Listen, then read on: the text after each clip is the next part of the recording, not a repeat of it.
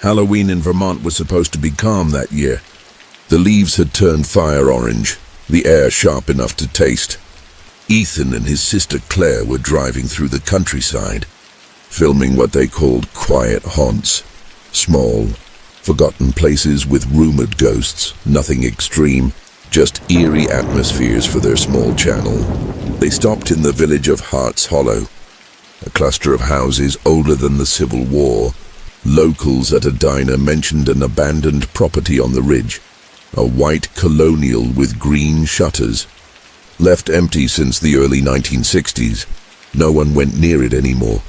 They said it watched people who got too close. That was all Ethan needed to hear by late afternoon. They found the house hidden behind a wall of birch trees. The roof sagged, but the porch still stood. Wind chimes made from silver spoons clinked softly even though there was no breeze. Claire whispered, "Do you feel that?" It was the kind of silence that pressed on your chest. No birds, no rustle of leaves. Just the faint hum of something unseen. They stepped inside. The first thing they noticed was the smell, like damp wood and something faintly sweet. Almost floral, the wallpaper peeled in long strips, exposing pale boards underneath. A portrait still hung crooked on the wall. A woman in a high-collared dress, eyes painted just slightly too large. Claire lifted her phone. "We're here at the Hart's Hollow house. Halloween night." Her voice faltered when she heard the floorboards creak upstairs. Ethan grinned nervously. Old house noises, but the creaking repeated, slow, deliberate, like footsteps pacing the hallway above. They exchanged a glance. "Maybe an animal," Claire said. Still, they climbed the staircase, each step groaning louder than the last. At the top was a narrow hall lined with closed doors. The air grew colder the farther they walked, their breath fogging faintly in the light from their phones. A door near the end shifted open by itself. Inside was a bedroom frozen in time, dusty lace curtains, a vanity mirror, a music box half open on the dresser. Ethan wound the music box without thinking. It clicked twice before playing a warped lullaby. Then the mirror flickered for an instant. Claire thought she saw movement behind their reflections, a shadow stepping from the corner, tall and thin. But when she turned, nothing was there. She forced a laugh. "Okay. We got our footage." They headed for the stairs. Halfway down, a child's voice whispered, soft, right between them, "Don't go." Claire froze. "Did you hear?" Ethan nodded, pale. "Yeah." Every light on their phones dimmed, the glow shrinking until it barely lit their faces. The air thickened, the smell of flowers turning sharp. Metallic, they reached the front door, but it refused to open. The knob turned endlessly, clicking uselessly. The house seemed to breathe, boards flexed, walls popped. Then the portrait in the foyer fell, glass shattering across the floor, behind the torn paper. Something was scratched into the plaster.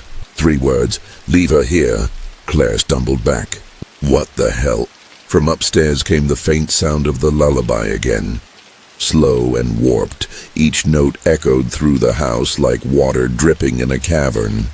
Ethan yanked on the door until it finally gave way, throwing both of them onto the porch. They didn't stop running until the trees opened to the road. They looked back once. Every window of the house glowed faintly from within, like candlelight moving from room to room.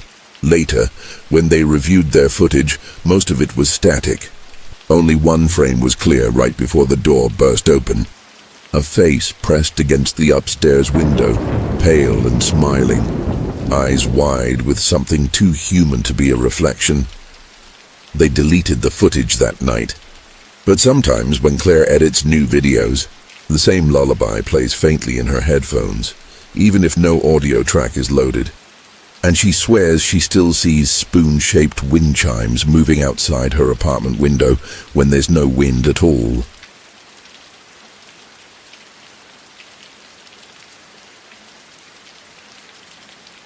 You know, that kind of silence that feels like it's listening back.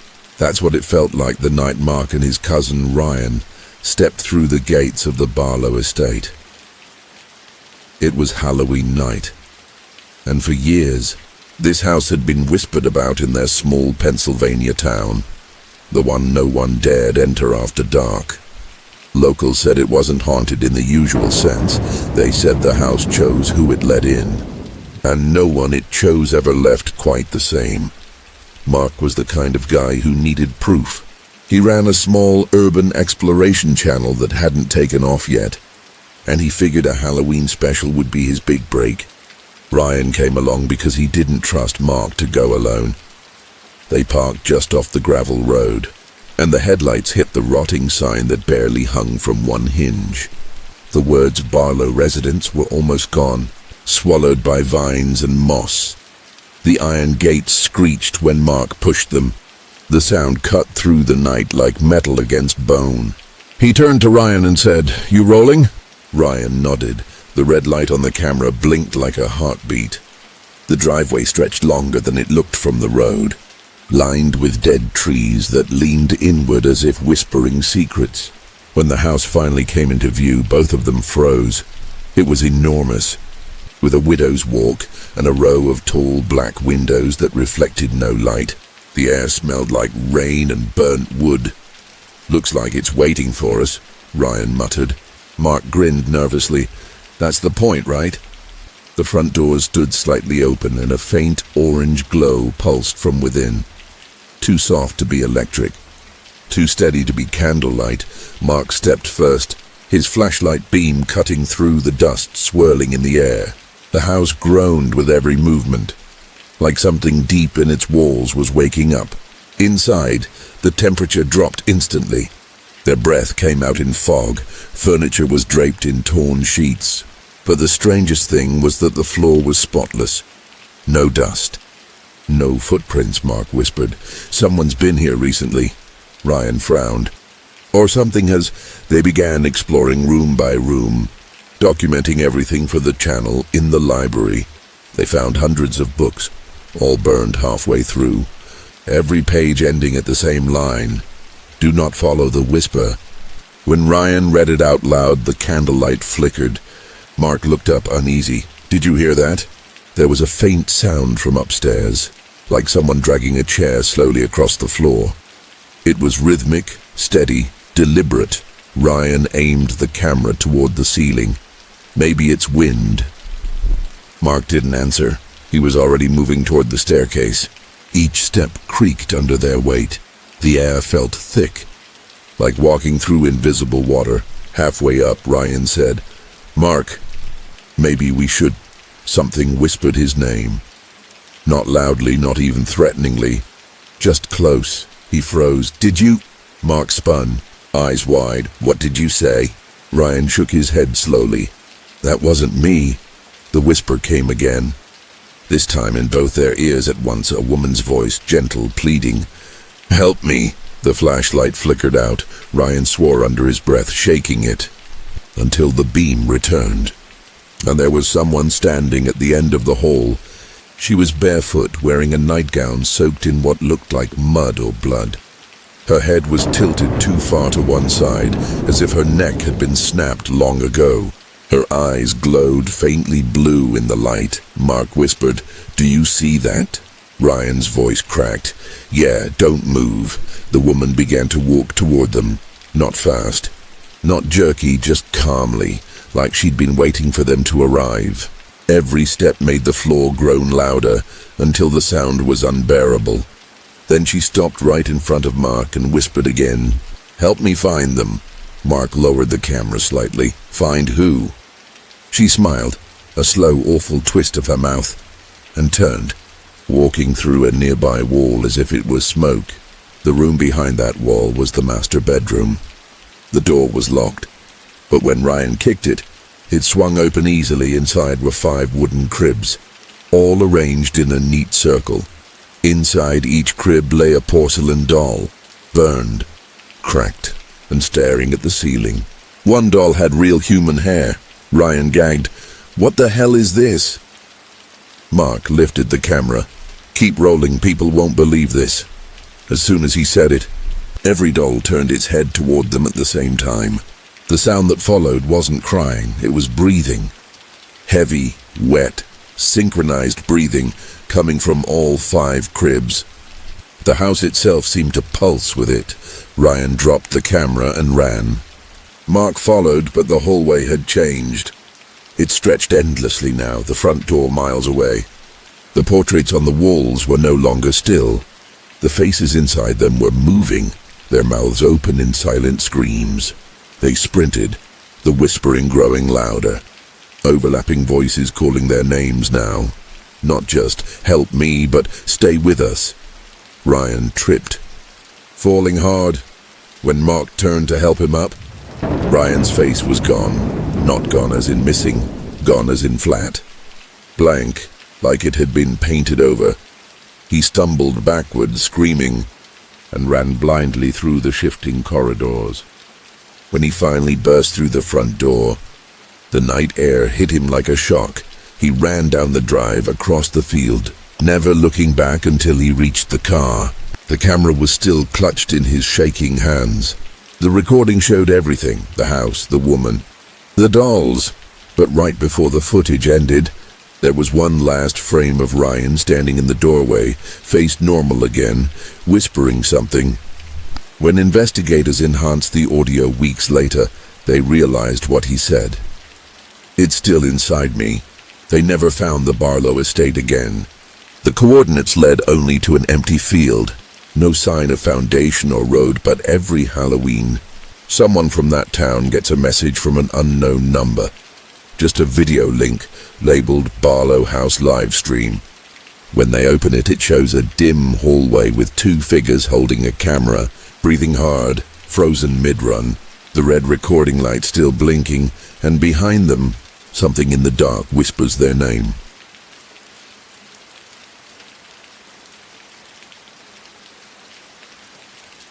It started as a dare on Halloween night, the kind that ruins lives.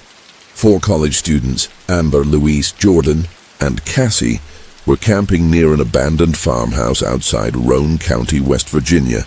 Locals called it the Widow's Rest, a name whispered with the kind of caution that made it sound like a curse. The story went that a woman once lived there, waiting for her husband to return from the mines. When he never did, she hung herself in the attic, leaving a single note that read, "I will keep the light on for you." That same lantern light, they said, still flickered in the window every Halloween night. Amber was the one who laughed first when the locals warned them at the gas station. "You mean there's actually a haunted house in these woods?" Perfect. She was recording everything for her vlog, excited to catch something spooky. Louise joked about staying overnight inside the farmhouse. Cassie didn't like the idea.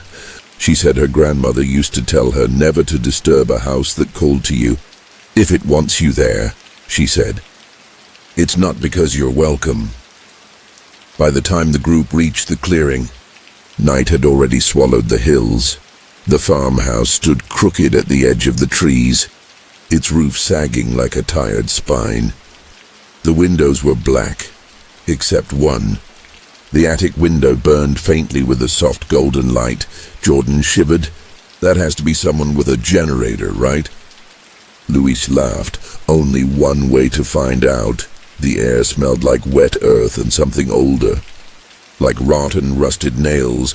When they pushed the front door, it opened before they even touched it, creaking slowly, as if something inside had been waiting. Amber lifted her phone, recording. "All right, guys. We're inside the Widow's Rest. Smells like hell. Looks worse. Say hi to the ghosts." The floor was covered in dust except for a single set of footprints leading up the stairs. They were small, almost delicate bare feet. Cassie whispered, "That's not funny." Louise pointed at the footprints. "Look, they go both ways. Someone's been walking up and down. Maybe the ghost lady's got her steps in." They followed the trail. Every step made the boards moan, like the house was breathing. At the top of the stairs was a long hallway lined with peeling floral wallpaper. A broken clock on the wall ticked once every few seconds, slow and wrong. Amber aimed her phone toward the attic door at the end of the hall. It was cracked open slightly, and the golden glow leaked through. Jordan said, "Maybe we just peek." Amber grinned. "You scared?" He didn't answer. They climbed the last few steps to the attic. The door opened wider on its own, the hinges groaning. Inside was a single rocking chair still moving, though no one sat in it. A lantern burned beside it, dim and steady. Amber whispered, "There it is." "That's the light." Louise reached for the chair. "Man, this thing's moving by itself." The lantern flickered, the flame stretching tall and blue. Then they heard it, a soft humming, a woman's voice. Somewhere above them, or maybe beneath. It came from nowhere and everywhere. Cassie grabbed Amber's arm. "We should go." Amber didn't move. She was staring at the rocking chair. The motion had stopped. Then it started again. Back and forth, faster now, harder. Louise backed away. "Amber!" The chair slammed into the wall. The lantern went out. For a second everything was black. Then something cold brushed Amber's face, soft as fabric but wet, sticky. She screamed and turned on her phone flashlight. The chair was gone. In its place hung a rope, frayed. Swaying slightly, with a dark stain at its end, Cassie whimpered, clutching her chest. "Please, let's just leave." Amber lowered the light toward the floor. There were no footprints anymore. The dust was smooth, untouched. But in the reflection of her phone screen behind her shoulder, she saw movement. A woman's silhouette hung upside down from the ceiling. Her head twisted backward, eyes wide open and glowing faint gold. Amber spun around. Nothing there. But the rope swayed harder now, swinging like something unseen had just jumped. Louise yelled, "We're done. We're done." They bolted down the stairs, the floorboards shaking beneath them. But the house wasn't the same anymore. The hallway stretched longer. The wallpaper moved like it was breathing. Every door they passed slammed shut on its own. Jordan tripped near the bottom, and when Amber turned to help, he wasn't there anymore. Just the imprint of his body in the dust. Louise reached the front door first and pulled, but it wouldn't open. He yanked harder, screaming, pounding on the wood. "Open! Open!" From behind them came the sound of a chair rocking again. Slowly, creak by creak, Cassie turned her head. The rocking chair was back, right in the middle of the living room. And this time someone was sitting in it, the woman in the white nightgown. Hair falling over her face, skin grey as candle wax.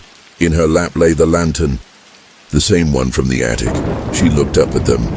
"You came home," Amber screamed and threw the phone at her. It hit the floor, cracked, still recording. The footage kept rolling as they ran for the back door. The woman didn't move. She just started humming again. That same low tune that sounded like a lullaby played in reverse. When the back door finally burst open, they ran into the woods, not stopping until their legs gave out. By morning, Amber was the only one found, wandering near the road, her hair streaked white. She kept saying the same thing over and over. The light went out. The light went out. The police searched the farmhouse and found no one else. No footprints, no rope, no lantern, just a single rocking chair in the attic, perfectly still. 2 weeks later, the video from Amber's phone leaked online. It showed everything until the moment the rocking chair started moving.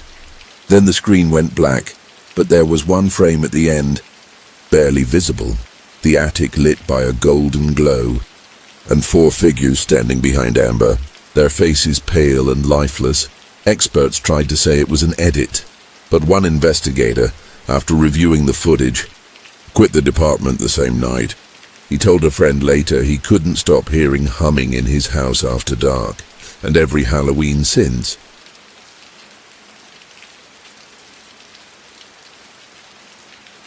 There are some houses that seem to breathe when you enter them.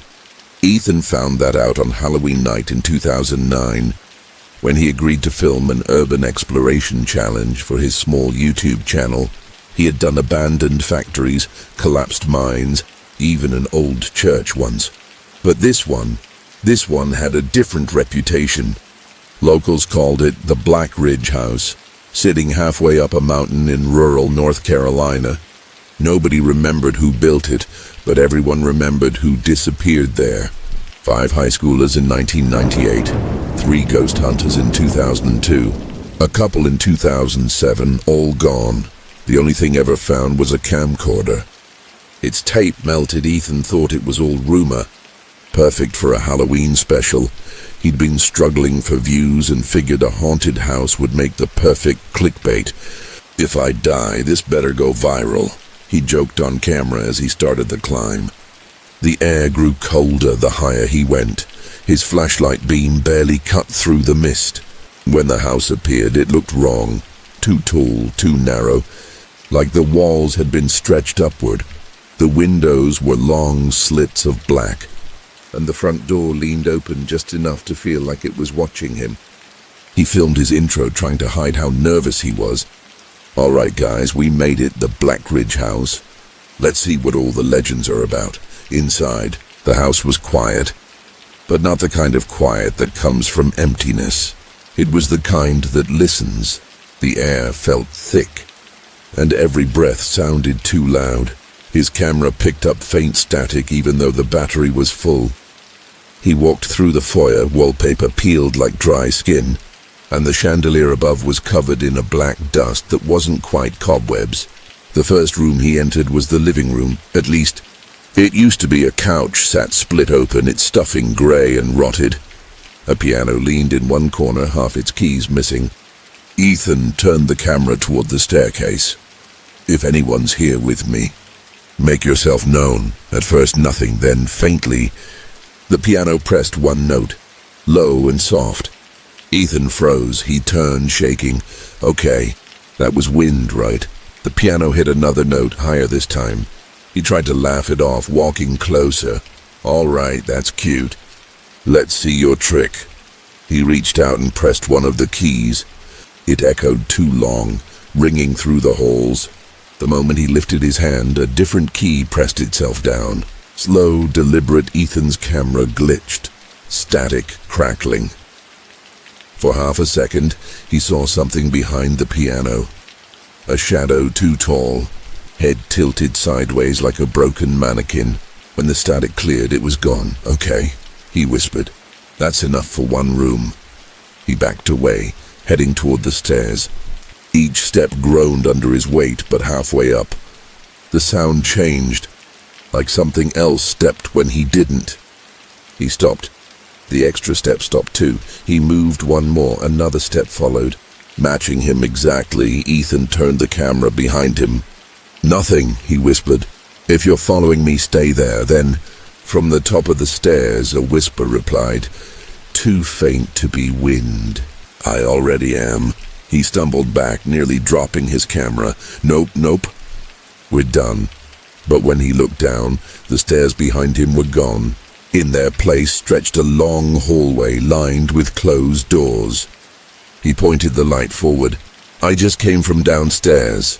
The doors began to shake, one after another, thudding like fists pounding from the inside. Ethan ran, the camera bouncing. Every door he passed burst open, slamming against the walls, revealing flashes of rooms, each one different. Wrong.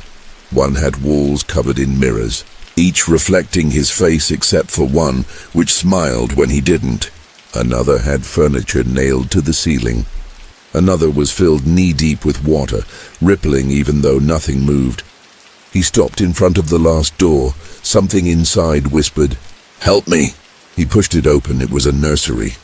The wallpaper showed faded stars and clouds.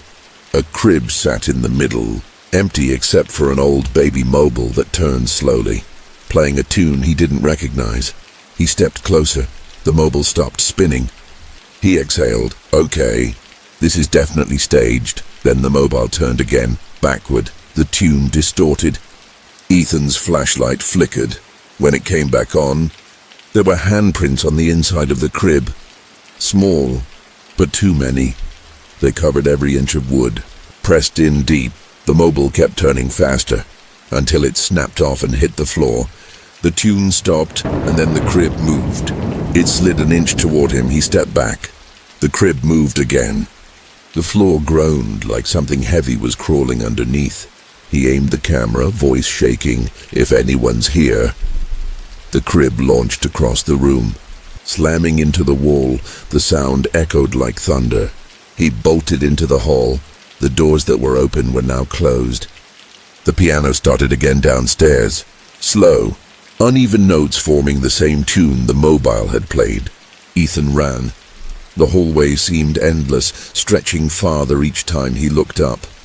His flashlight flickered, and for a split second, he saw the walls pulsing, like they were made of skin instead of plaster.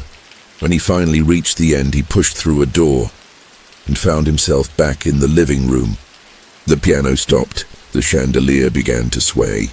He turned toward the door. It was open now, leading outside into the mist. He ran for it, tripping over something on the floor. When he looked down, it was his own camera bag, the one he had dropped outside before entering. He hadn't realized he was holding the camera the whole time until he looked through the viewfinder. What he saw made him drop it in the camera feed. He was still standing in the nursery, his flashlight flickering, his mouth open like he was screaming, but no sound coming out. Behind him, a tall shadow leaned over the crib, hands stretching toward his shoulders. The footage cut off there. Ethan never posted the video. His car was found still running at the bottom of the trail the next morning. No sign of him, but 2 years later, hikers claimed to hear piano notes drifting from the mountainside on Halloween night, and one group swore they saw a flicker of light from the window, like a camera flash. One of them, trying to prove it was fake, climbed up and looked inside. He said there was someone standing in the nursery window, holding a camera, but when the light hit the lens, the face behind it wasn't his.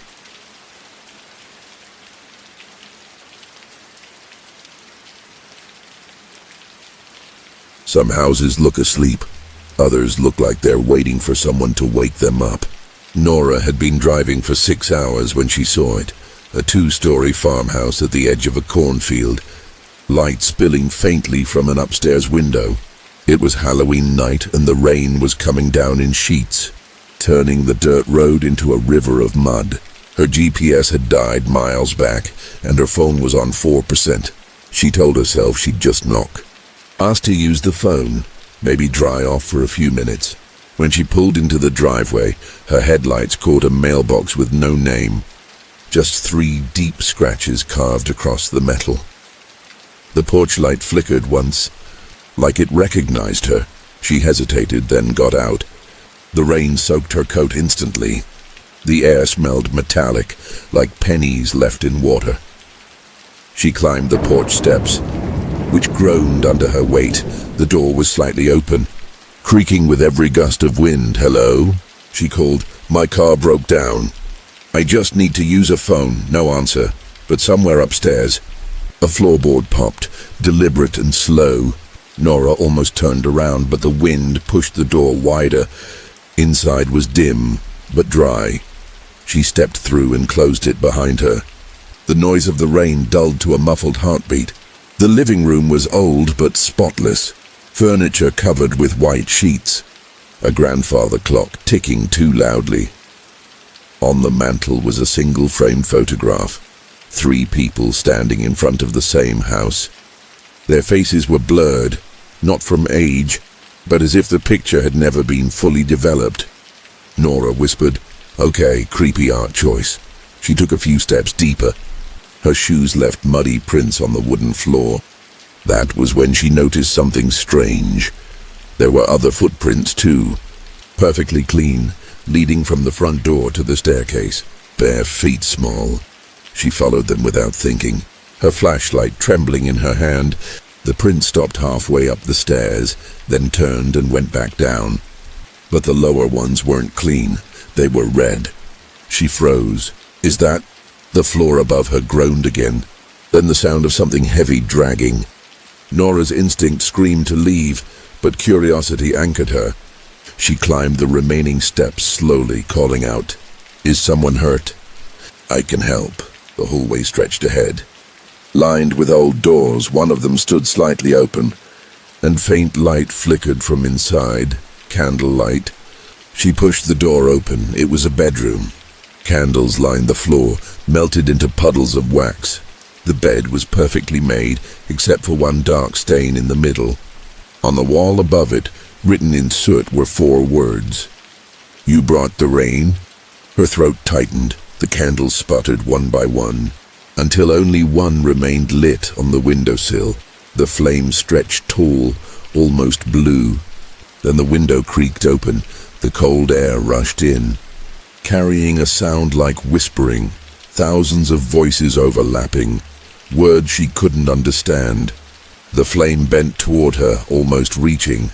She backed up. Her shoulder hit something solid. She turned. A man stood there, soaked head to toe, eyes pale and filmed over like glass. His mouth was open, but no breath came out.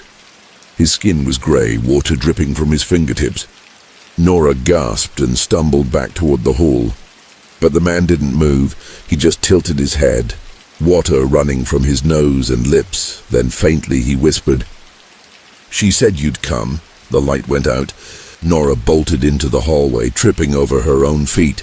The grandfather clock downstairs began to chime, slow, uneven, each toll louder than the last. She grabbed the banister and raced down. But when she reached the bottom, the living room was different. The furniture wasn't covered anymore. The sheets were gone. The fire in the hearth was burning bright, and sitting in the armchair beside it was a woman in a white dress, hair slick with rain. Smiling softly, Nora stopped cold. The woman said, "You're late for supper." Her voice was calm, melodic, but wrong. Echoing slightly after each word, Nora shook her head. "I'm leaving." The woman's smile didn't fade. "You can't leave during the storm. You brought it, remember?" The clock struck again. Every window in the house slammed shut at once. The fire flared blue. The woman stood. Water dripped from her dress, pooling at her feet. "He waited for you." Behind her, something shifted in the shadows near the fireplace. A tall figure rose slowly, its head brushing the ceiling. It moved like it had too many joints. Nora turned and ran for the front door, twisting the handle. Pulling until her palms burned, it didn't budge. The woman's voice came from right behind her ear now. "Don't go back out there, you'll drown like the rest." Nora spun, swinging the flashlight. The beam cut through empty air. The room was empty again. She turned the handle one more time, and suddenly the door opened easily.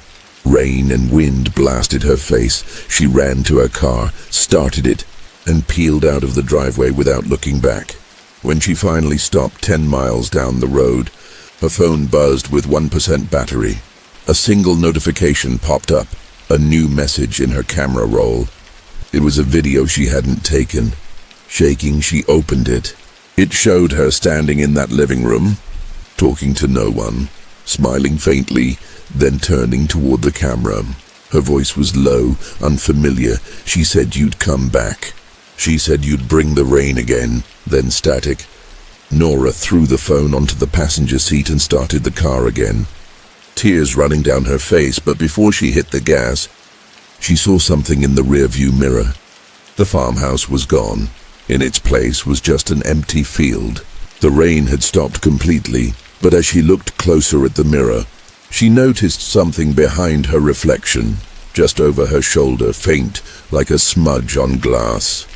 A woman in a white dress, smiling, when Nora turned. The seat was empty. She drove all night, never stopping until dawn.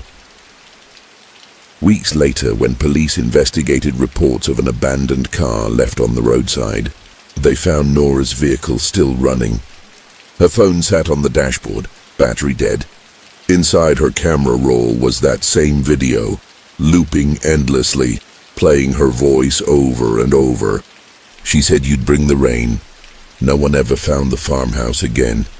But truckers passing through that stretch of road say that when it rains on Halloween night, they sometimes see a woman standing in the cornfield, drenched, holding a candle that burns blue. And if they stop to help her, she smiles and says the same thing every time. "You brought the rain."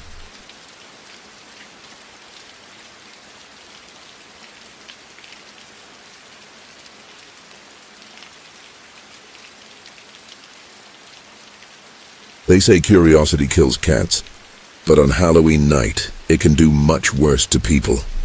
Ethan and his two friends, Callie and Trent, were amateur ghost hunters, more like bored college kids with cameras and caffeine. They ran a small YouTube channel where they filmed haunted places across the Appalachian region. Their videos usually got a few hundred views, mostly friends joking in the comments. But this time they wanted something bigger, something truly haunted. That was when Callie found the house. It wasn't listed on any maps. Locals called it the Redding Place, a mansion left to rot deep in the woods, 3 miles off an unmarked trail. People said it had once belonged to a coal baron, whose family vanished in 1903. The house had been left untouched ever since, except for the occasional hunter who swore they saw faces watching from the windows. Ethan laughed when Callie told him. Perfect Halloween content. Abandoned mansion, tragic story, spooky legend, views guaranteed. Trent wasn't so sure. He'd grown up nearby and heard different stories. That anyone who entered the Redding Place didn't just vanish, they were rewritten, whatever that meant. But the promise of viral fame drowned out his hesitation. On October 31st, under a sky thick with fog, they loaded their cameras, flashlights, and a few energy drinks into Callie's SUV and drove out. The trail was barely a road, just mud and stone. They parked half a mile from where the mansion supposedly stood and continued on foot. The only sound, the crunch of wet leaves under their boots. After 20 minutes, Trent stopped. "Do you hear that?" Ethan rolled his eyes. "It's wind, man." "Relax." But it wasn't wind, it was faint humming. A woman's voice, distant, rhythmic, like an old lullaby. They exchanged glances. Hearts pounding, but cameras rolling. When the fog finally parted, the mansion loomed ahead. Its shape was half swallowed by vines, roof caved in, windows black as sockets. A single door hung crooked, swaying gently. Callie whispered, "Oh my God." "It's real." They stepped onto the overgrown path. The humming stopped. Ethan tried to keep his voice steady for the recording. "All right, guys, it's officially 11:57 p.m., Halloween night, and we just found the Redding Mansion. Locals say people disappeared here, so let's see what's inside." He smiled nervously at the camera, unaware that something behind him had just shifted in the window. Inside, the air was damp and cold. Dust hung like fog, wallpaper peeled in long strips, revealing wood carved with strange circular symbols. Callie aimed her flashlight up the staircase. "These carvings, they look like eyes," Trent whispered. "They are eyes." Ethan laughed it off. "Artistic choice, I guess." They set up their main camera on a tripod in the front hall and began filming walkthroughs. Everything seemed still, but when they replayed the footage to check the lighting, there was a problem. Each of them appeared just slightly wrong. Ethan's reflection in a mirror behind him didn't blink when he did. Callie's smile lingered half a second too long. Trent's head seemed turned a fraction farther than humanly possible. Ethan frowned. Maybe some lens glitch. Then the camera turned off by itself. A sharp click echoed from upstairs like a door closing. Trent froze. "We're not alone." They waited. Silence, then another click closer. Ethan whispered, "Probably just wind," but Callie pointed toward the floor. A single wet footprint appeared near the base of the stairs, followed by another and another, ascending slowly, as if something unseen were walking upstairs right in front of them. Trent whispered, "Please tell me you see that." Ethan lifted the camera again, trying to capture it, but the screen showed only static. The humming returned, louder now, echoing from above. They followed it. Each step creaked under their weight. The house seemed to breathe with them, inhaling when they did, exhaling when they stopped. The upstairs hallway was lined with doors, all slightly open, swaying. Callie whispered, "I swear." One of those moved. Ethan stepped forward and pushed one open. It was a child's room, toys scattered across the floor, mold growing on the walls. A rocking horse swayed on its own. Trent muttered, "Nope," but then Callie gasped, "Wait, look." On the far wall, written in dust, were words, "We are still filming." The handwriting was uneven, like drawn with trembling fingers. Ethan forced a laugh. Okay, that's creepy. But someone's obviously been here before. Maybe another YouTuber. Then where are they now? Callie whispered before anyone could answer. A loud thud shook the house. The sound came from below, like the front door slamming shut. Ethan ran to the staircase. But what he saw froze him. The front hall was gone. The space below was just a wall of darkness. Endless and pulsing like water. Callie, Trent, get back here, he yelled. But the darkness was rising, climbing the stairs like smoke. It swallowed the lower steps, crept closer, whispering with dozens of overlapping voices. Callie screamed, "What is that?" Trent turned to run, but the door behind him slammed shut, throwing him backward. The humming grew deafening now, shaking the floorboards. Ethan grabbed Callie's hand. "We need to find another way out." They burst into the master bedroom at the end of the hall. The windows were boarded shut. The mirror above the dresser was fogged, reflecting not them, but three other figures standing exactly where they stood. Staring back, Ethan whispered, "That's not us." In the reflection, their doubles smiled. Then, one by one, they began to tilt their heads at impossible angles. Bones cracking in silence, the humming stopped. The only sound left was breathing, slow. Synchronized, but not theirs. Ethan pointed the camera at the mirror. "If anyone ever finds this," the mirror exploded. Glass rained down, slicing his cheek. The fragments fell in slow motion, but each shard showed a different image. A field of bodies. A child's eyes staring open underwater. The mansion burning with figures trapped inside. Then everything went black. When Ethan woke, he was lying on the floor of the living room. The morning sun was streaming through broken windows. The air was silent, calm, as if nothing had happened. He called out for his friends, no answer. Their equipment was gone. Only his handheld camera remained, lying beside him, still recording. He picked it up with trembling hands. On the screen he saw himself standing, turning in circles, whispering. "We're still filming." His voice but flat, emotionless. Ethan dropped the camera and bolted for the front door. This time it opened. He stumbled outside, gasping, desperate for sunlight. But the forest around the house looked wrong. Every tree facing the mansion. Leaves rustling like whispers. He ran until his lungs burned. Finally collapsing by the trailhead, a passing ranger found him hours later, shivering and incoherent. When they searched the mansion, there was no sign of Callie or Trent, only 3 sets of footprints, all ending at the base of the stairs. The police released Ethan 2 days later. They said it was shock, exhaustion, maybe hallucination, but Ethan knew what he saw. He uploaded the recovered footage to his YouTube channel, hoping someone could explain. It went viral overnight. But here's the thing. If you watch the video now, you'll see something strange at the 9:42 mark behind Ethan. 2 figures appear for a single frame, Callie and Trent, standing perfectly still, staring into the camera, smiling. And if you pause at the right second, you'll see Ethan's reflection smiling too. But his mouth doesn't move. A week later, his channel posted one final video. No title, no description. Just a shaky shot of the mansion at night, a faint humming in the background. The comment section filled with people claiming they saw faces in the windows, even saw themselves reflected in the glass. Then the channel vanished, but every Halloween, a new upload appears on random accounts across YouTube. No origin, no user. Each one is titled, "We Are Still Filming."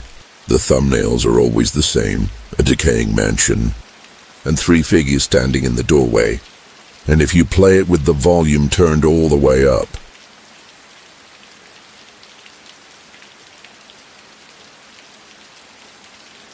you can tell when a house is trying to keep something in.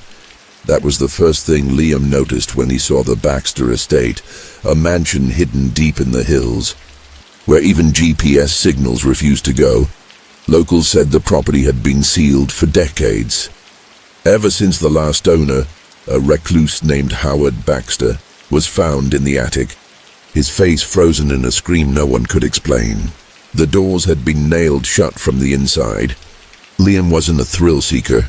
He was a restoration contractor, hired to prepare old properties for sale.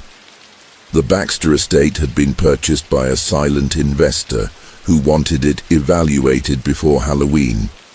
Easy job, he thought, a weekend of cleanup, a few photos, quick paycheck. But the moment he unlocked that front door, he felt it, a pressure, like the air itself had weight. His flashlight beam wavered through the dust. The house smelled of rot and something sweeter, like spoiled flowers. "Hello?" he called, half hoping no one answered. Silence. He started with the living room, photographing the cracked wallpaper and cobwebbed furniture. Every time the camera flashed, he swore he saw movement in the corner of his vision. Just shifting shadows, he told himself. Old houses settle. But when he reviewed one of the pictures, his stomach tightened. In the photo, behind him in the mirror was a faint shape, a person, tall. Standing too close, he spun around. Nothing there. He deleted the photo immediately.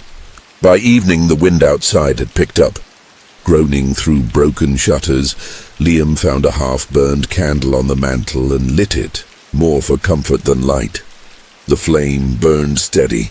Unnaturally still, he ate a cold sandwich, jotted notes about the house's condition, then turned his attention upstairs. The staircase was narrow and tilted slightly to the right.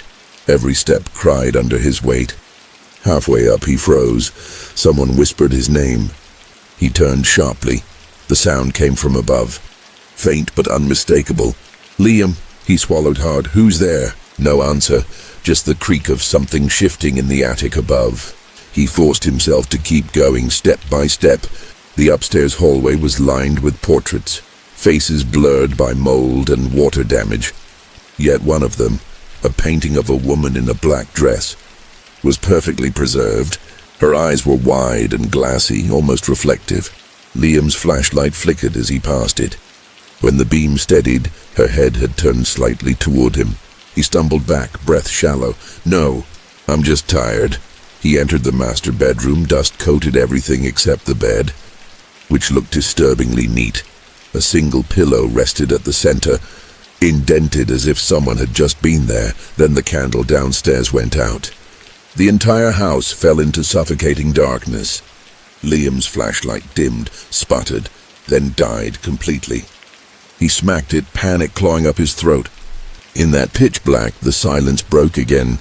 "Liam," the voice was closer now. He froze, gripping the flashlight like a weapon. "Who's there?" Then light. The bulb flickered weakly, revealing the hallway. Every portrait's eyes were gone. Torn out, his stomach lurched. He turned to run back down the stairs, but stopped dead. At the bottom of the steps stood a man, or what had once been one. His clothes hung like wet paper. His skin was cracked gray, veins dark like ink. His mouth was stretched too wide, as if split open by force. Liam whispered, "Sir?" The man tilted his head, his jaw trembled.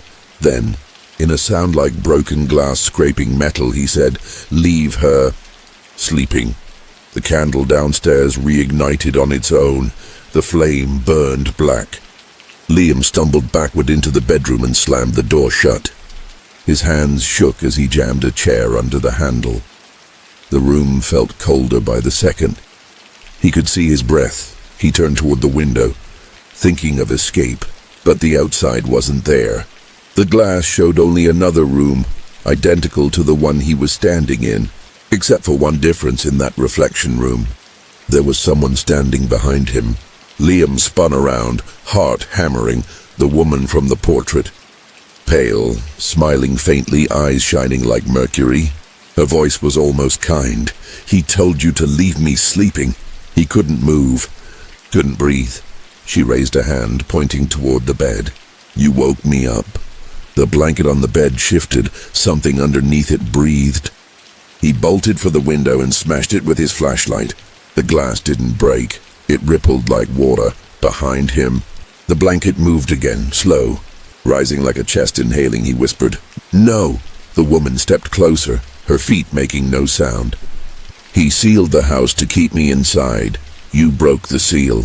The black candle downstairs went out again. The darkness returned, thicker this time. Then came the sound of footsteps, hundreds of them, running through the holes, up the stairs, down the walls. Voices whispering his name from every direction. Liam backed against the corner, flashlight trembling in his hands. "Please stop," a whisper answered right by his ear. "You can't stop what you woke." The floorboards under him began to creak and splinter. A low moan filled the air. Not human, not wind, but something deeper, like the house itself was alive. He ran for the door, but when he grabbed the handle, the wood pulsed like flesh. He screamed, pulling away, skin burning. Then suddenly silence. His flashlight flickered back on. The room was empty. The bed was perfectly still again.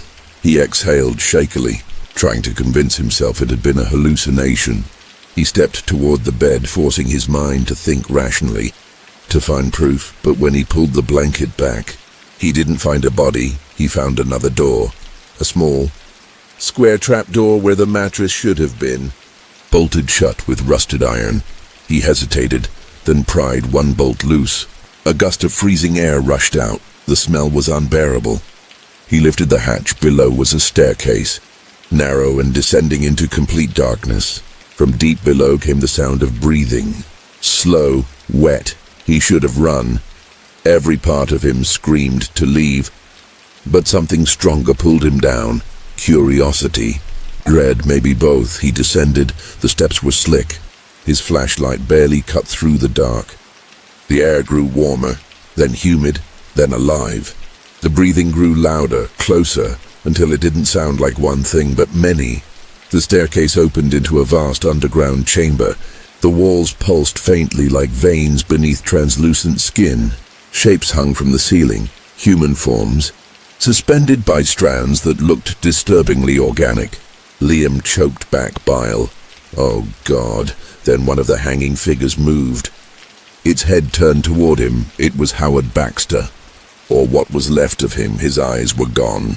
His mouth twisted in silent agony, yet his chest still rose and fell. He whispered, voice barely human, "We feed the house." Liam stumbled backward, slipping on the slick floor. The woman's voice echoed from behind him again, gentle but sharp. "You broke the seal. It must feed again." He turned. She was there, eyes silver, skin pale as bone. "It waited for you." The walls began to move. Faces pressed through the surface, mouths opening in silent screams.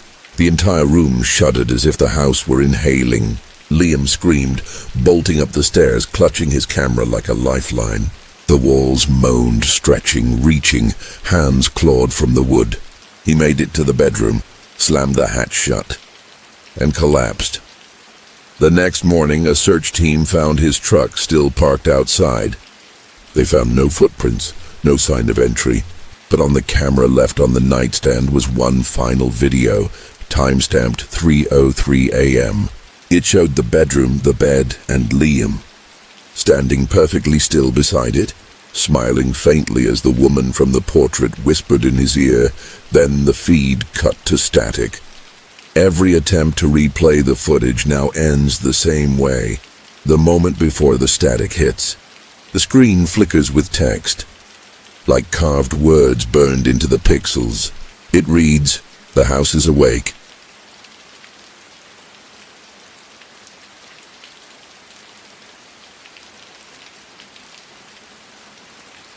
Some houses look haunted, others feel haunted, but a few want to be found. It was supposed to be a Halloween dare, simple, stupid and unforgettable.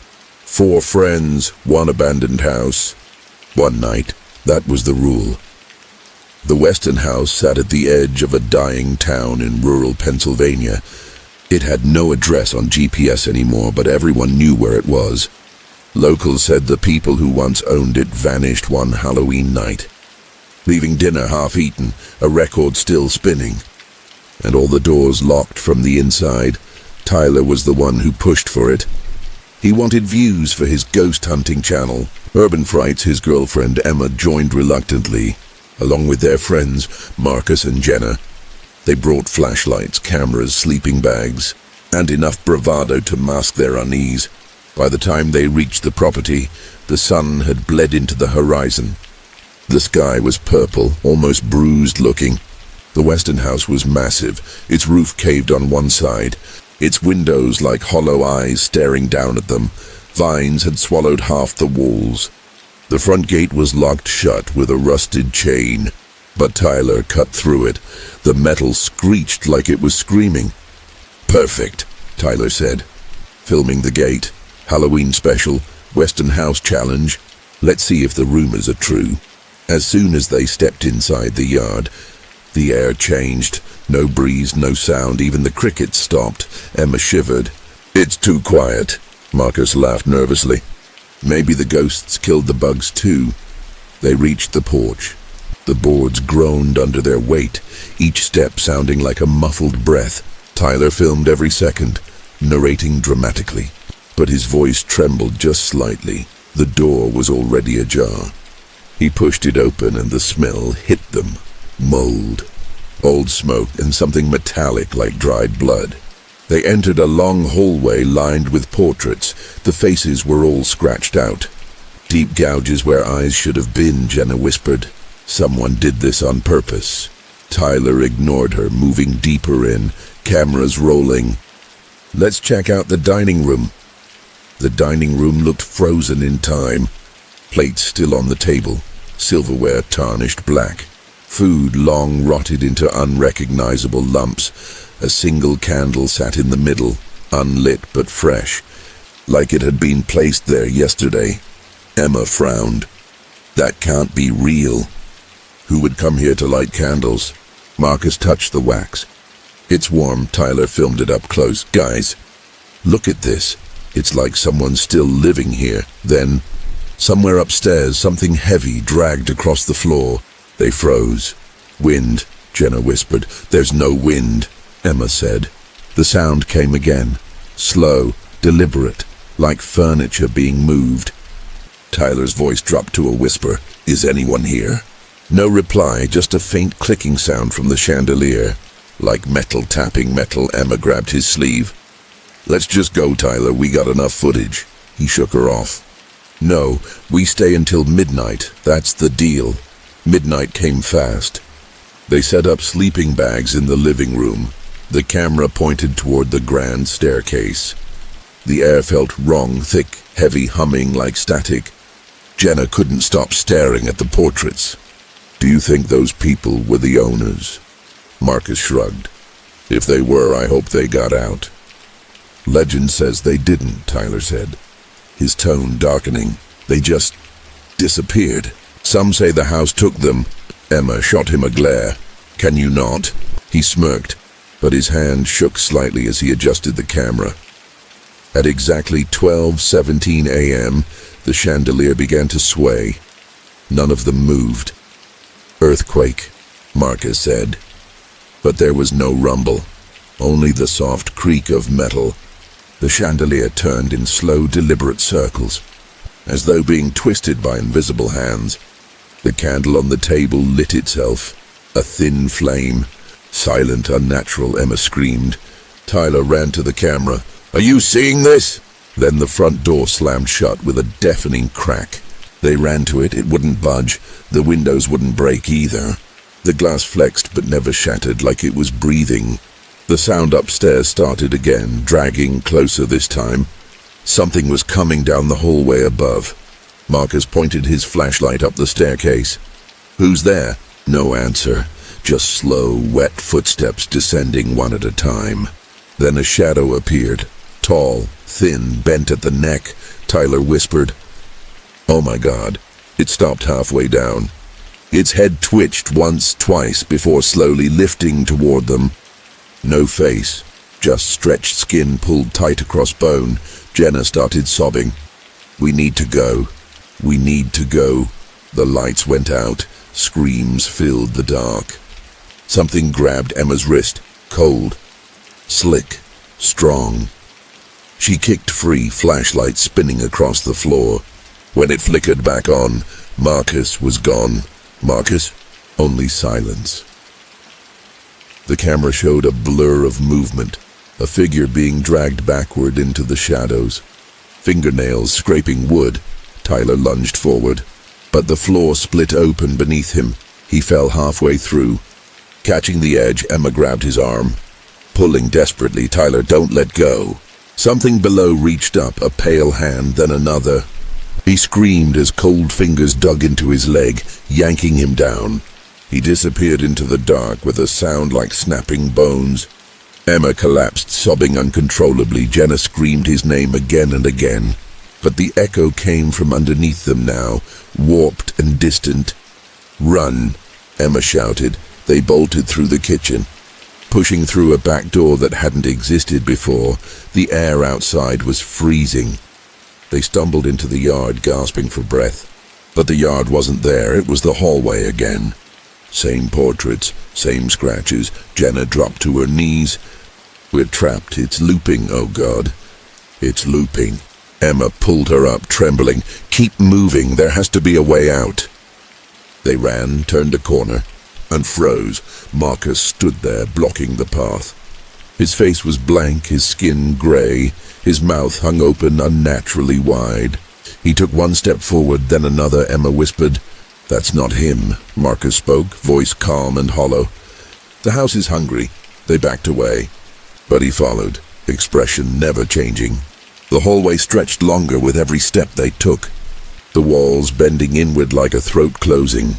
Suddenly, a door appeared beside them, wide open, light spilling through. Without thinking, they ran through it. It led into the same living room. Empty now, no sleeping bags, no camera.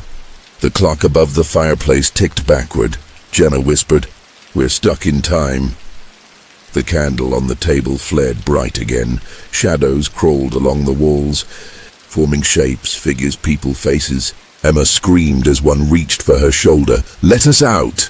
The flame went out instantly, darkness again, then faintly. A whisper filled the air, dozens of voices overlapping. Male, female, old, young, stay, stay. Stay. Emma stumbled toward the front door, pounding on it with everything she had. "Please. We're sorry. Let us go." Something touched her hair, light, gentle, almost human. She turned. The faceless figure stood inches away, its head tilted, hand outstretched. Emma froze, too terrified to breathe. Then it leaned forward, and in a voice that sounded like 100 mouths speaking at once, it said, "You already did." The next morning, a police report claimed the western property had been broken into. They found the gate open, fresh footprints, and one camera lying in the dirt. Only one file could be recovered. A 10-minute clip showing 4 friends entering the house. They walk inside. The door closes behind them, then silence. And finally, at the end, the sound of laughter, not theirs.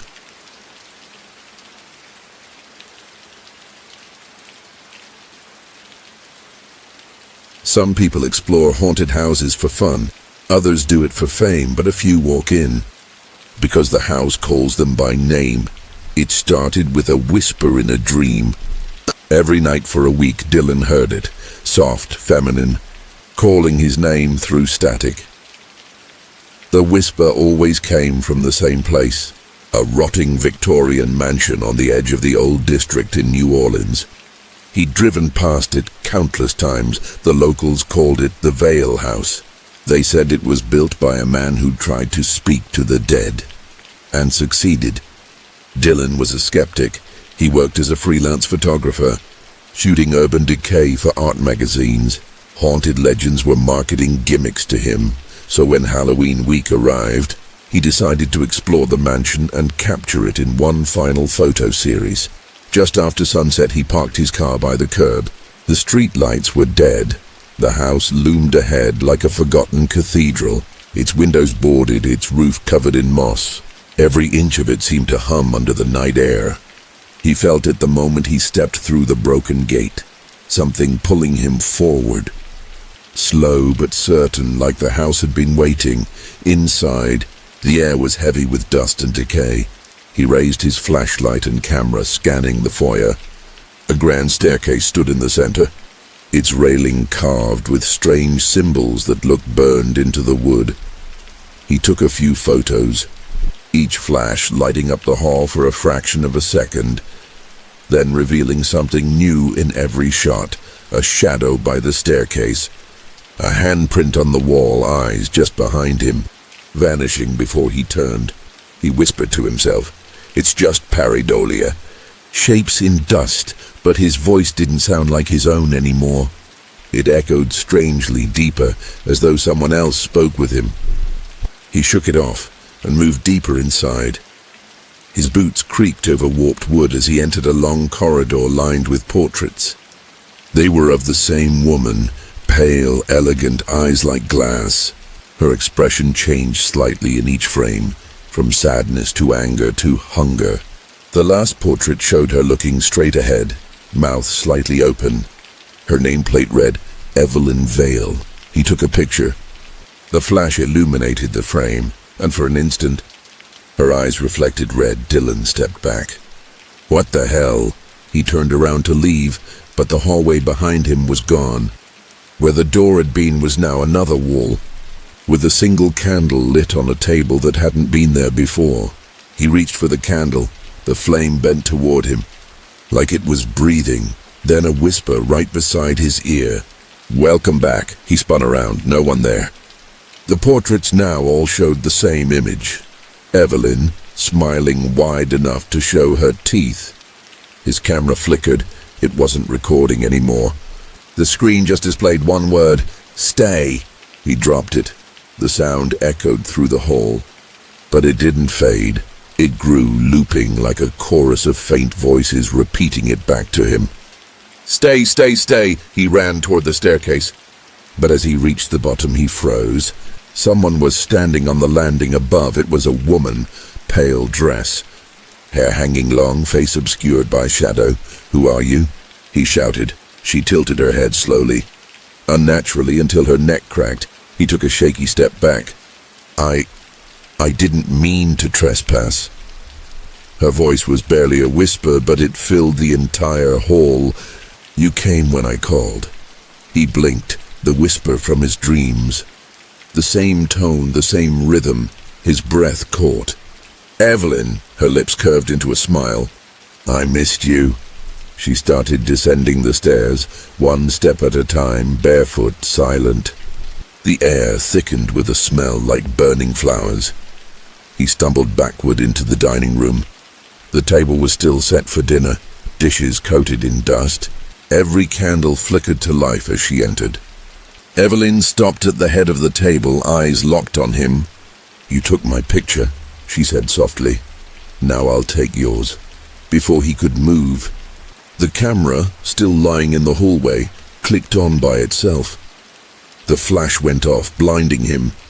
When his vision cleared, she was inches from his face. Her skin was gray, stretched tight, and her mouth opened impossibly wide, showing black gums and rotting teeth. She whispered, "Smile." He screamed as the flash went off again and again. Every burst of light showed her closer, closer, until the last one captured her mouth, swallowing his scream whole, then silence. The next morning, the neighbors complained of lights flashing in the abandoned house. The police entered and found Dylan's car outside, engine cold inside. They discovered his camera still on the floor, battery drained. Only one new file had been added, a single photo, taken at exactly 3:03 a.m. It showed Dylan sitting at the dining table, smiling blankly, his eyes blacked out completely. Behind him stood Evelyn Vale, one hand on his shoulder, smiling wide. The file's metadata contained one extra line that no one could explain. It read, "Session complete, awaiting next subject." But that was not the end. 2 days later, another local photographer, Hannah, found the same house fascinating after reading about Dylan's disappearance online. She reached out to a paranormal podcast, offering to explore the Vale house live on Halloween night. She told them, "It's probably staged, but if I find anything, It'll be great for both of us. She arrived on October 31st at dusk. The house looked darker than any photo she had seen. The porch sagged as though it was breathing. A faint glow pulsed from one of the upper windows. She went in with her phone streaming live. Thousands of viewers watched as she narrated. "Okay guys, this is the infamous Vale House. People say it's cursed, but I'm gonna prove it's all fake." Her audience spammed the chat with warnings. "Get out now, someone's behind you." She laughed it off. "Yeah, right. Classic horror bait. The stream glitched once, then twice. Did you guys see that?" she said, staring at the stairs. A woman stood there, barefoot, in white, her head tilted just like the photo. Hannah's voice cracked. "Okay, that's not funny. Who's up there?" No answer. The comments went wild. "We see her. She's moving." Hannah stepped closer, raising her flashlight. The beam landed on the figure. Evelyn. Eyes black, smile growing wider. The flashlight flickered out. The stream froze on Hannah's terrified face, then static. Her phone was found outside the next morning. The final frame frozen on screen. Hannah standing in the hallway, expression blank, eyes gone. In the corner of the frame, faint but visible, was a reflection in the mirror. Evelyn holding the camera. And on the wall behind them, written in soot, was one chilling sentence. She said she wanted proof. The channel that hosted Hannah's live stream mysteriously uploaded a new video a week later. No one claimed responsibility. The title simply read, "The Vale House, New Session." The thumbnail was Dylan and Hannah sitting together at the table, smiling into the dark, both missing, both waiting. The video description contained only coordinates, and at those coordinates, the Vale House still stands, abandoned, silent, waiting for the next name it whispers to in their sleep. So if you ever dream of a voice calling you from behind a locked door, do not answer.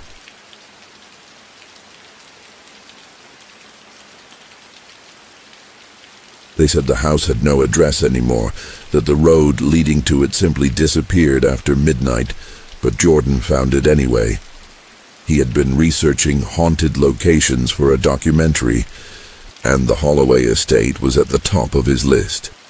An enormous colonial mansion buried deep within the Appalachian woods. Built in 1884, it was owned by a wealthy judge whose entire family vanished one Halloween night. The mansion was abandoned after that. Locals called it the house that watches back. Jordan didn't believe in curses. He believed in stories, and he wanted one that no one else had. So on Halloween, he set out with his camera crew to film their exploration. They reached the property just after dusk. A fog rolled low across the ground, so thick it looked alive. The iron gates were rusted shut. The words Holloway Manor barely legible through the moss. Jordan said, "Let's make history tonight." The crew laughed nervously, forcing smiles for the behind-the-scenes footage. But the laughter died when the gates opened by themselves. No one touched them. They swung wide, groaning, like something inside had been waiting to breathe. "Probably the wind," one cameraman muttered, but there was no wind. They walked the half-mile driveway, cameras rolling, flashlights cutting through fog so dense it swallowed light whole. The mansion rose from the mist like a living thing, towering pillars, shattered windows, vines crawling up to the roof like veins. It felt alive, or worse, aware. Jordan grinned. Perfect. Inside, the air was freezing. The foyer was lined with portraits whose eyes seemed to glisten when the light hit them. A chandelier hung overhead, swaying slightly though the air was still. They began recording immediately, Jordan narrated. "We're here inside Holloway Manor, where generations of tragedy linger. Locals claim to see faces in the mirrors and hear voices in the walls. Tonight, we'll find out if the stories are true." His voice cracked at the end. He tried to laugh it off. The team split up, 2 upstairs, 2 in the cellar, Jordan in the main hall. He walked past a grand piano, the keys yellowed with age. Dust covered everything except the stool, which looked recently moved. "Who's been in here?" he murmured. Then the first sound and a low note. Pressed softly, the piano played itself. Slow, deliberate, one note at a time. His flashlight flickered. He raised the camera toward the piano. The lens captured something the naked eye couldn't see. A faint outline of a hand resting on the keys. Then the sound stopped. He backed away, whispering, "This is incredible." Upstairs, one of the crew shouted, "Jordan, you need to see this." Jordan ran up the stairs, the camera bouncing in his hands. He found the others in a long hallway lined with mirrors. One of them was cracked, and through the crack, something moved, like a reflection that didn't belong to anyone in the room. "Do you see that?" His cameraman whispered. The reflection turned its head toward them and smiled. The mirror shattered. Every light went out. Screams echoed through the hall. Jordan turned the flashlight back on. One of his crew members was gone, just gone.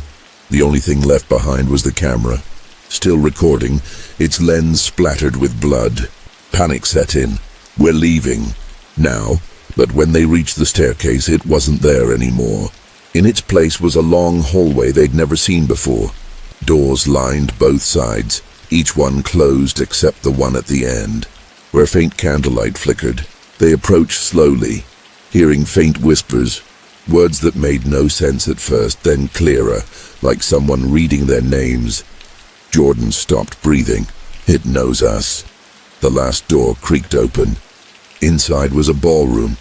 Dozens of figures stood motionless, dressed in old-fashioned attire. Faces pale and lifeless, each one held a candle. The moment Jordan stepped inside, every head turned toward him in perfect unison. Then, one by one, the candles went out. He stumbled backward as the figures began to move. Slow, jerky, like puppets on invisible strings. "Run!" someone screamed. They sprinted down the corridor. But the house shifted around them. Doors vanished, walls closed in. Every turn led them back to the same room, the ballroom, where the candles now burned bright again. Jordan lifted his camera. The figures were gone. Only one person stood in the center now. A tall man in a judge's robe, face hidden behind a mask carved from wood. The man spoke in a hollow voice. "You came to watch. Now be watched."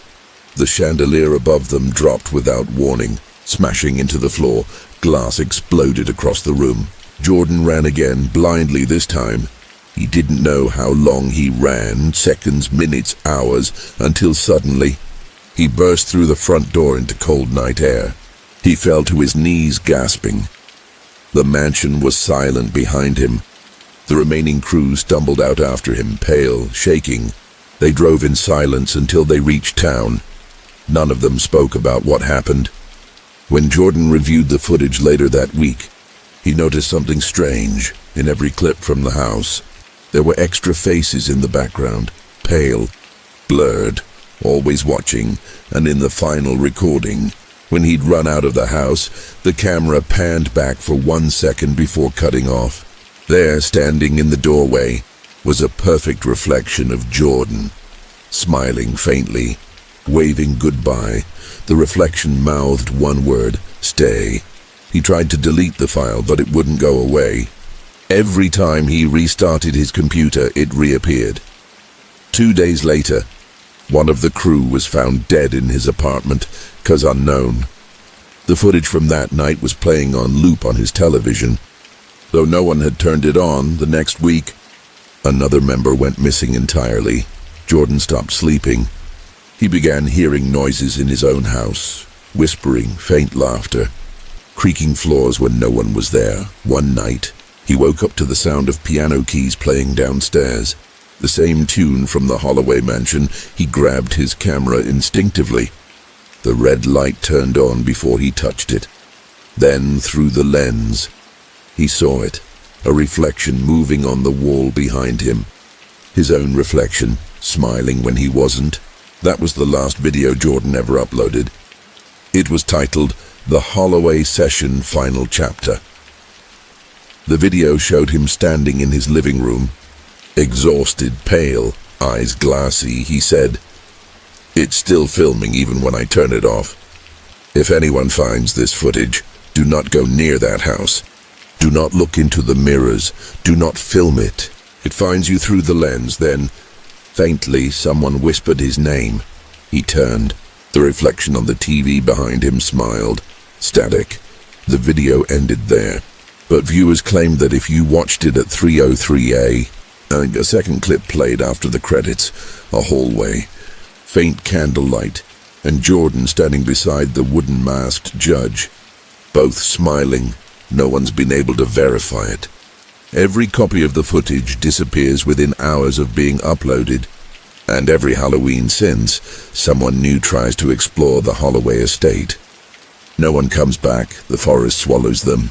But sometimes, late at night, drivers passing through the old Appalachian highway report seeing flickering lights deep among the trees, candles, music, and if they listen closely, they hear a faint piano tune drifting through the fog, the same one that never stops playing in the house that watches back. That was tonight's story on Fear Begins. If you're still here listening, you're the brave one, but before you leave, answer this in the comments. Would you ever spend a night alone in a haunted house on Halloween? Or do you think some doors are meant to stay closed forever? Remember,